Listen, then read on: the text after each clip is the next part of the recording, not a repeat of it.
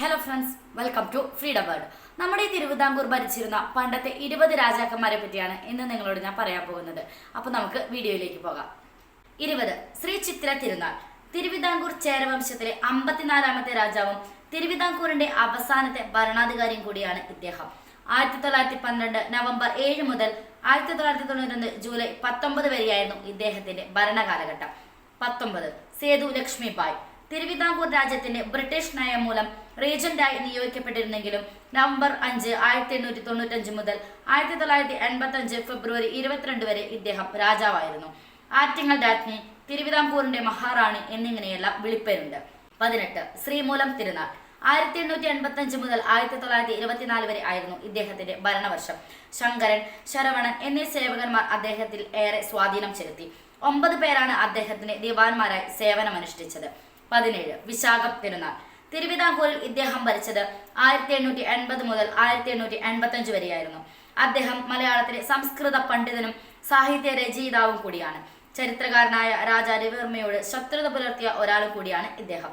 16. ആയില്യം തിരുനാൾ.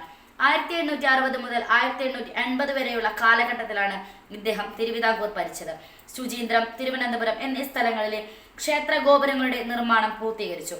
പൊതുമരാമത്ത് വകുപ്പ് സ്ഥാപിച്ചത് ഇദ്ദേഹമാണ്. 15. ഉത്രം തിരുനാൾ. 19ാം നൂറ്റാണ്ടിൽ തിരുവിതാംകൂർ ഭരിച്ചിരുന്ന രാജാവാണ് ഇദ്ദേഹം. കഥകളി സംഗീതത്തിന് അദ്ദേഹത്തിന്റെ സംഭാവന വലുതാണ്.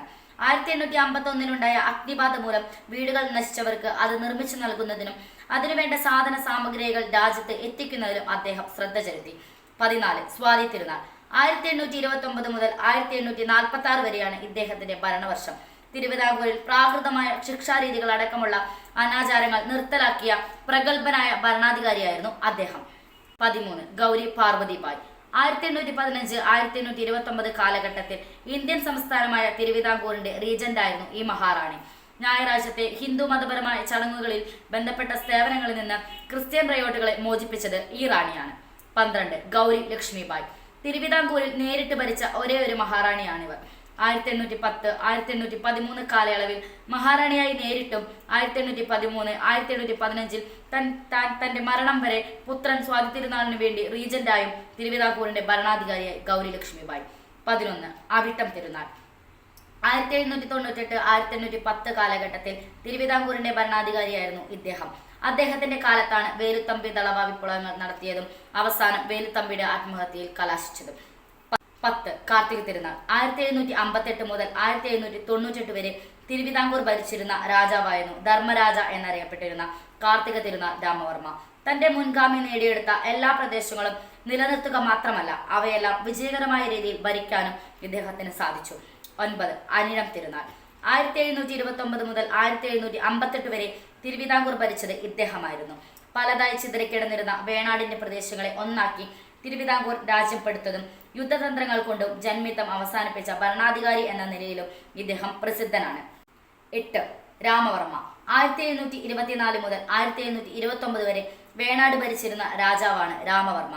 ആധുനിക തിരുവിതാംകൂറിന്റെ ശില്പിയായ അനിഴം തിരുനാൾ മാർത്താണ്ഡവർമ്മയുടെ അമ്മാവനായാണ് ഇദ്ദേഹം ചരിത്രത്തിൽ അറിയപ്പെട്ടത്.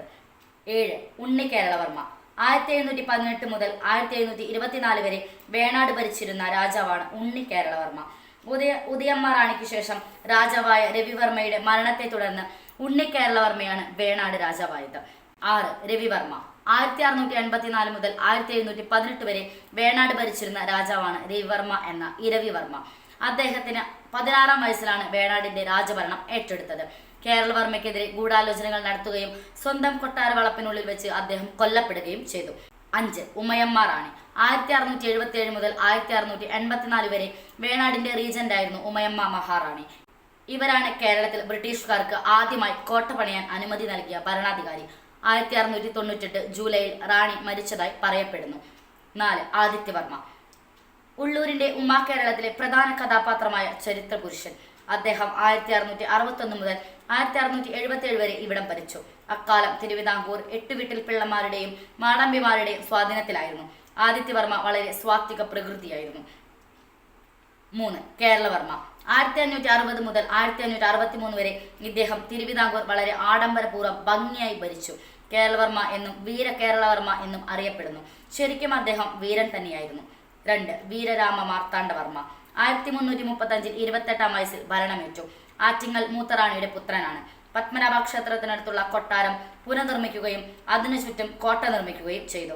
40 വർഷം കഴിഞ്ഞപ്പോൾ അദ്ദേഹം മരണമടഞ്ഞു. 1. ഉദയമാർത്താണ്ഡവർമ്മ ക്രിസ്തുവർഷം 802 അദ്ദേഹം ഭരണമേറ്റെടുത്തു. വിദ്യാസമ്പന്നനും സംസ്കൃത ചിത്തനുമായിരുന്നു.